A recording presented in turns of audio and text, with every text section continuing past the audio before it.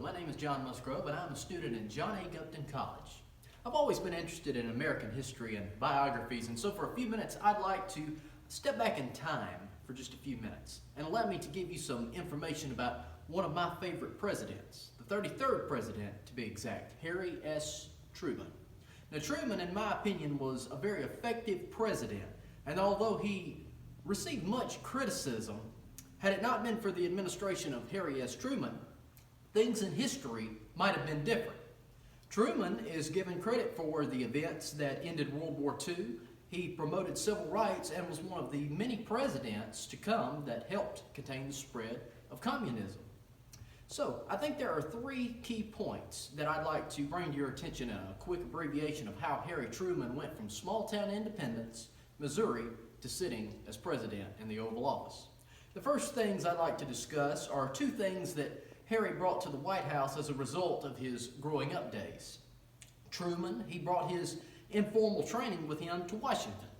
Now, Truman never had formal training as he planned to graduate as an attorney, but that never materialized. But although young Harry, he never held a professional degree, his intellect from his self-driven education was not an omitted value from his life. According to the archives of Nolan School, where Truman attended, he held high grades in language, writing, reading, and spelling despite his poor eyesight and his bad health problems in his youth. Now, Harry, at the age of 14, had already read the family Bible, not once, not twice, but 3 times through. Now, Truman also brought hard work as one of his life's values to Washington. When asked by his mother to describe her son, Martha Truman held true to the roots of Harry's growing up. She's quoted by saying, "It is on the farm, as a manager on his family's farm, that Harry got his common sense. He didn't get it in town." And that's true. Truman was very successful because he ran his family's farm for 11 years.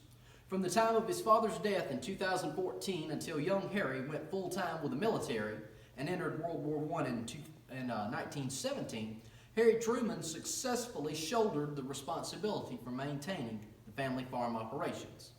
Now that we've discussed his growing up days, I think point number 2 would describe his strategic military career that made him an effective commander-in-chief to lead the United States in Allied victory in the effective end of World War II.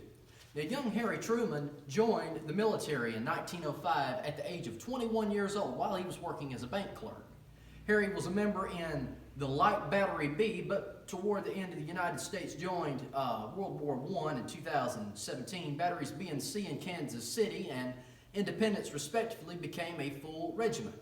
And Truman found himself to become the position of a lieutenant.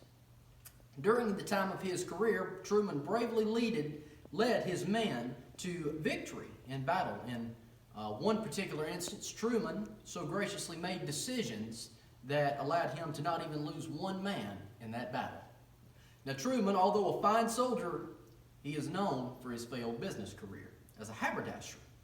Truman and Jacobson was the name of the humble haberdashery that was located on 12th Street and Baltimore Avenue, and for a man to pick out ties and cufflinks and hats and pins and all the accessories that was needed to look his best. And it was here that President Truman learned the skills needed to look the part of a president, becoming one of the most stylish presidents during his administration in office. But it's his political career that he's most known for. And so I'd like to discuss in my final point the information of Truman's political career that led him to the White House. And there are 4 major areas where he served politically. Number 1, he served as the county judge for the Eastern District of Jackson County, Missouri. Through much support, Truman easily secured the Democratic nomination, and there was not much Republican support in the Eastern District. As a matter of fact, the Republican committee actually nominated a candidate for the election, Art Wilson, who agreed to be placed on the ballot, but wasn't very interested in the position, and made it clear that he had no political motives by any means. The victory was handed to Harry Truman, who won the general election in 1927.